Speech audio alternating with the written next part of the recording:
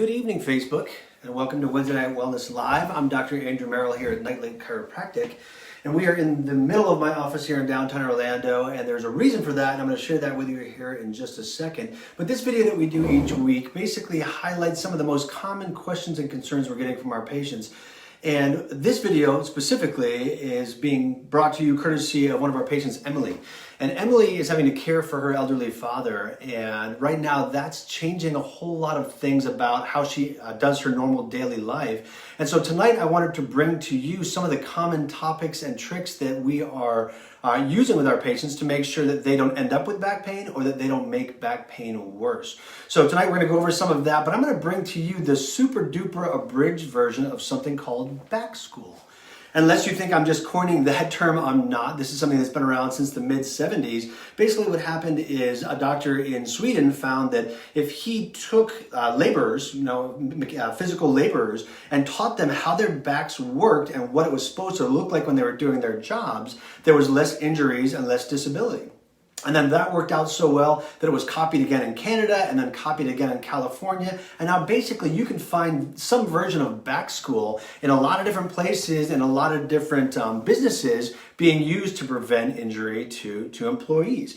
So the problem with it, in my opinion, is how long it takes, right? So back school in Sweden is, it's 4 45-minute classes.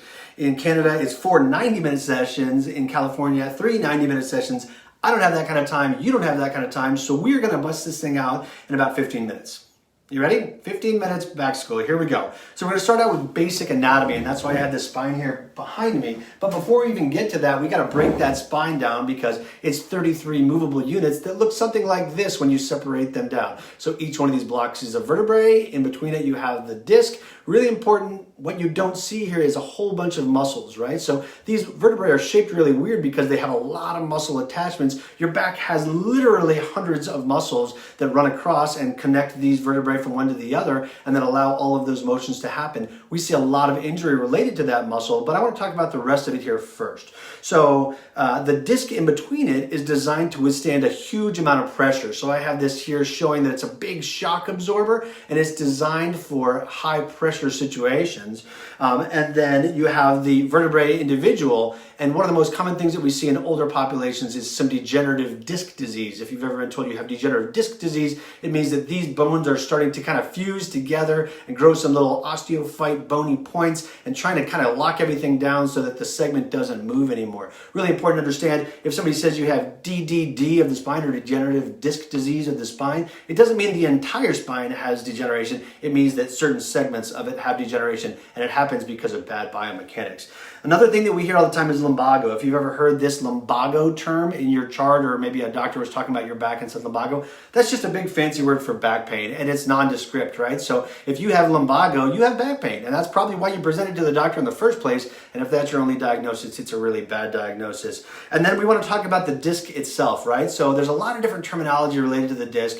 It all kind of it's all summarized into 2 different things. Either the disc has changed shape just a little bit and is bulging, or the disc has actually come to a point and is getting close to the nerves or the spinal cord, and that is called a disc herniation. The idea of a slipped disc isn't really a thing. Your discs don't really slip around unless they have bulged or herniated, and then they are basically the vertebrae are moving on top of it. That could be considered a slipped disc, but there's nothing like that in medical terminology. And then there's, a slip disc, bulging disc, herniated disc. So there's sciatica that goes along with it, right? If you've ever had pain that comes from your back and goes down into your legs, typically it's because one of those discs is pushing on one of those nerves. That happens in only about 5% of the cases that we see. True sciatica is where the nerve is being compressed and it's causing pain all the way down into your leg. Really, really not common and probably not the first choice. If you've never had back pain before and there's no reason to think that you've injured your back by lifting something heavy, probably not true sciatica. All right, so covered that. Another thing in that first class, because we're rushing right through back school, Emily, good to see you here. We're talking about back school and how to keep your back safe, how the vertebrae work, how the discs work. We want to talk about the emotional impact that back pain has, right? And they always do this in the first class because Back pain causes a lot of anxiety, and then it oftentimes leads to a lot of depression. And so understanding that it's normal, back pain by itself is actually considered normal because it happens to about 90% of people. Most times it is self-limiting and goes away on its own with very limited treatment. And that brings us to, there's a lot of over-treatment going on, and not just from the chiropractic standpoint, right? Back pain is being over-medicated, back pain is being over-treated, and a lot of times it just takes some simple common sense and a little bit of combination, rest, ice, and then slow return to activity, and you're going to be fine with a lot of this stuff, okay? So that's actually the entire first class of back school. Good job, team. Thanks for following along. We're going to skip right to class number 2 here, and we're going to talk about the J-spine. So the reason I have this right behind me here is to kind of show off the curves here. And it's actually missing a little bit of this lumbar curve, but you're supposed to have 3 nice round curves, the lowest of which is referred to sometimes in the literature as the J-spine. And if you're somewhere private, if you're by yourself somewhere, I want you to kind of copy this with me. So I want you to imagine that you had a tail, right? And I want you to make that tail stick up. I want you to make the tail stick up. And now I want you to make the tail stick down, right? So the J-spine is supposed to be when the tail is sticking up. And that's really important because that's the safe position for your spine, right? Really important to understand, if you've got that curvature in your spine, you're going to be protecting the discs and the joints and a lot of the muscles, because that's the position your spine is supposed to be in. And if you learn nothing else here from back school this evening, I want you to understand, having your butt stick out, having that tail stick up is where your spine is supposed to be. And if that is the position that you're in, you're much less likely to be injured no matter what you do, okay? So let's see, that J-spine is important for all of that, and we're gonna go into that in just a minute more about why it's so important for the discs. But I want to talk about sitting posture real quick. And I know this doesn't play directly into what Emily wanted us to talk about here this evening, but sitting posture isn't supposed to be permanent, right? There's a lot of ergonomists right now, people who do ergonomics and go out to the different workplaces. And what they're telling people is, if I fit you for this workstation, you're supposed to sit exactly like that for 8 hours. And that doesn't work, folks. You're not supposed to sit in any position for 8 hours in a row. In fact, I'd argue that is the worst thing that you could do, no matter what the position is. Your spine is meant to move. Motion is really important. And that question down there in the bottom there about biomechanics is what we're talking about. Your spine, part of the biomechanics of your spine is movement. Movement helps with every single aspect of your spine. So if you sit forward a little bit for part of the day, if you sit backward for part of the day, if you have a sit-stand desk, you're supposed to be doing both, not just one or the other. All of these things kind of play into that. So the reason that J-spine is so important, again, is we found, well, I shouldn't say we, Dr. Nachemson from Sweden in 1976 found that the discs have a lot of different pressure placed on them depending on your position, right? So if you're standing, we'll call that 100%, right? 100% is if you're standing. That's 100% pressure. It doesn't really work like that, but these are the numbers we're going to use. If you're sitting back reclined, it's like 50%, right? If you're standing up and leaning forward, it's about 200%. And if you're standing up, leaning forward and twisting, like starting a golf swing, it's 400%. Your disc is getting 400% the amount of pressure that it's used to. And what that can end up doing is causing a disc injury or disc herniation, in addition to putting a lot of stress on these facet joints where the vertebrae meet and putting a lot of stress on the muscles of the spine, okay? So we want to apply this to real life, and this is what you're waiting for, right? This is what everyone wants to see. That's all well and good, Dr. Merrill, but I don't really want to be a chiropractor. I want to know how this is going to benefit me with what I do. And there's a reason that I have this sink in the picture here, because one of the things that I hear all the time is whenever I'm doing dishes or brushing my teeth, I end up with a lot of pain.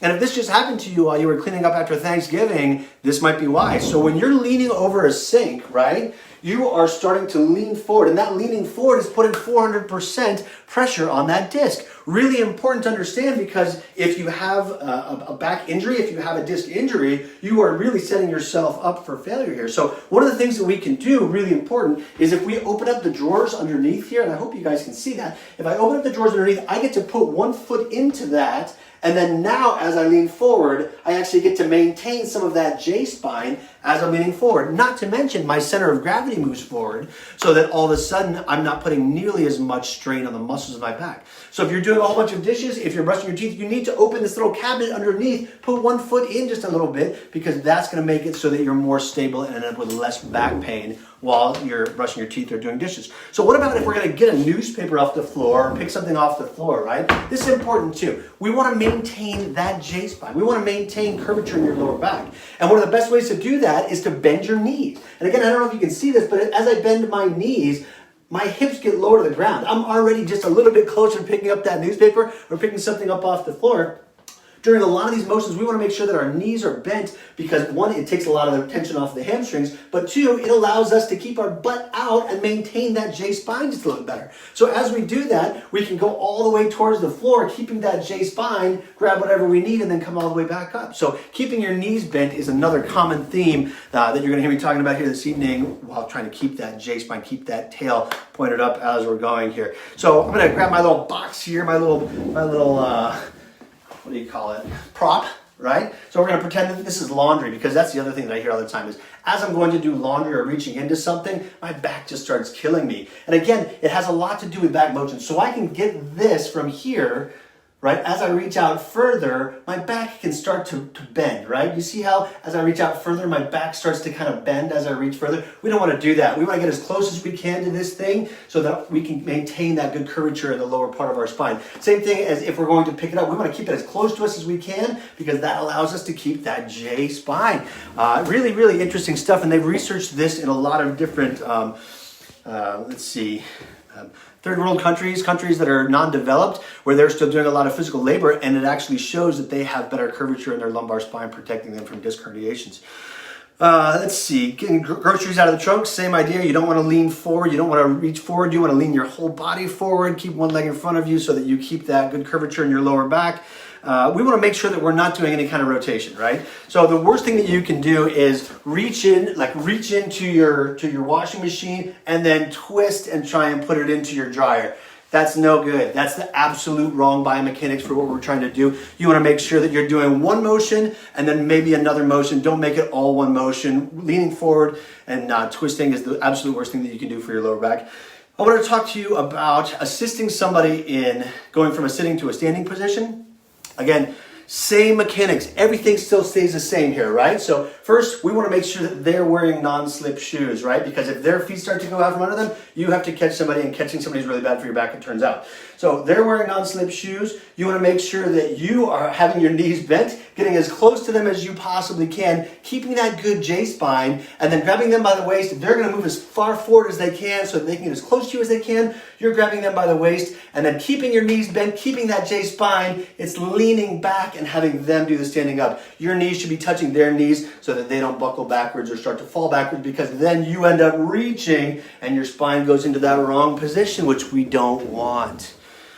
All right, are there any questions yet? Because we just cruised through 4 90-minute sessions of back school. What was that, 10 minutes? 12 minutes? Good, what can I say? Beat the Swedish, beat the Canadians, beat the Californians. No, but I did want to go over a couple things that are big takeaways from back school as they're put, as the back schools tell it, the big points, big driving points. The normal curves should be maintained in most activities, just like I was just saying. That J-spine, I know I make it sound almost like a joke, but if you practice it, if you practice moving your hips, moving your pelvis back and forth so that you can make your tail point up or your tail point down, you'll understand what I'm talking about, and you'll have better control over your hips, right? So really, really important. We also want to use that whenever we're training our core muscles, but that's a whole different video. We want to bend our knees. Any activity, you want to make sure that your knees are bent. Straight knees, straight legs is setting you up for failure. And it's oftentimes what happens when somebody is doing deadlifts or something in the gym and ends up getting hurt. It's because their knees lock out. And see, somebody here is saying, does it help to contract your stomach muscles? Not exactly, actually. So your stomach muscles and some of the anterior muscles actually move your pelvis forward, right? So if you think about your hips being rocked forward, if you are contracting the wrong muscles, you're going to end up moving your hips forward. And so not necessarily. It helps with spinal stability to contract your stomach muscles, but it doesn't help with that J-spine, which is really the take-home message here for this evening. Let's see, is there any big difference with the spines as far as men versus women versus kids? Absolutely, right? So kids don't even have fully developed vertebrae here, right? So these things are mostly just like bone islands that are still starting to be put together. A lot of like rubber, still cartilage being turned into bone. As far as women versus men, women have wider hips. So you guys are actually designed to have more of that J-spine shape, although not necessarily. And if you're not kind of grooving that or training that, you won't keep that. But women are technically going to have more of that J-spine shape, which is, I guess, is good for you, although I don't know if that necessarily translates into the research of who ends up with disc herniations, unfortunately. Let's see. If we're lifting light to moderately heavy objects, we want to make sure the knees are bent. We want to make sure that we keep that J-spine. We don't want to twist whenever we're carrying anything. There's no twisting. We want to use symmetrical motions, right? So if you're carrying something, you want to try and carry it close to you, maybe in front of you, as opposed to from the side, because that's just going to kind of promote one side having more weight than the other. We want to not do anything real heavy in the morning. So this is kind of an important one too. In the morning, your discs are hyperhydrated. They have been drinking water all night while you sleep and getting bigger and bigger and bigger. And then if you do the wrong motion in the morning, you're going to end up with a disc herniation because there's that much extra pressure going on in that disc. So it's like extra pressure plus the 400% of leaning forward and twisting. It's no good for your back. You want to save anything heavy you got to do or really physical you have to do for a little bit later in the day when that disc has started to shrink back down, crush back down. We want to avoid any sudden movements. And this is really hard if you're caring for an elderly person and they start to fall down. It's really important to understand you want to protect yourself a little bit, and some of those sudden movements are not ones that you generate. Being in a good position biomechanically, meaning keeping a good J-spine, keeping your knees bent, is going to give you the best chance, one, of preventing whoever you're caring for from falling, but two, preventing you from ending up with back injury if somebody else is falling and you're trying to catch them. And then the last thing is, when in doubt, ask for help, right? I mean, if you have somebody else around that can help you to move somebody, two people is always going to make it better than one. It's lighter load. It changes a lot of different biomechanics of things. I think it's really important that if you have help available, you ask for that help. Somebody here had a question about keeping your chin tucked in. So keeping your chin back and tucked down, it's important. It's not going to help with the J-spine. It's not going to help with the lower back, but it is going to help with upper back and it is going to help with some neck pain. I got, what position is best when bathing a toddler in a tub? Oh my gosh, I hear this one all the time, right? So you're on your knees, you lean forward, 5 minutes goes by with you trying to like wrangle an octopus in the tub there, and then it turns into back pain. And again, it's the same idea. If you keep your butt sticking out, if you keep that tail pointed up during all of those motions, you're going to end up with less pain. That being said, the quicker we can get bath time over, I think the better it's going to be for you. And bath time should not be a morning activity. That's going to end up really, really bad for you. So evening bath time, I think, is good. It's probably better to help to get the kids to bed, but just keep that thought in your mind of keeping that good J-spine, keeping that good curvature in your lower back. Is going to be important. Let's see. So why can a sneeze give back pain more than heavy lifting at times? So I don't know about that, but why does a sneeze give back pain? So a sneeze, when you sneeze, it increases something called intrathecal pressure. Intrathecal pressure is the amount of pressure that's going on around the spinal cord itself. So when you increase intrathecal pressure and you have anything else pushing into that spinal canal, like a disc bulge or a disc herniation, you're going to get a lot of pain. You can get some zingers down into your legs or feet. You can get some zingers into your arms and hands, but it's because we're increasing that intrathecal pressure. And I had talked about this in a previous video, but I'm going to do it again for you one more time. The proper sneezing position, right? You're going to dab. You're going to basically dab. You're going to chicken wing it, and then take this hand, and then you're going to put it here somewhere so that you're bracing yourself. You're going to bend your knees so that as you sneeze, you're in a good position so that you're not increasing any extra strain into back muscles or into discs of the spine there. Okay. Anyways, I am going to be keeping a tab on this comment section here probably for the next week or so. If you have more questions, this is a great place to find me. You can find us on the YouTube. We have a YouTube channel. It's got about 50 videos or so. I do this video every single week, so please feel free to tune in there. Feel free to share this video, like this video, or just get some benefit from it. Really, it's here for you. It's not here to make me internet famous or anything like that. Anyways, that's all I have this evening. Thank you so much for tuning in. I will see you next week for another Wednesday Night Wellness Live. In the meantime, have a wonderful week and be healthy. Good night.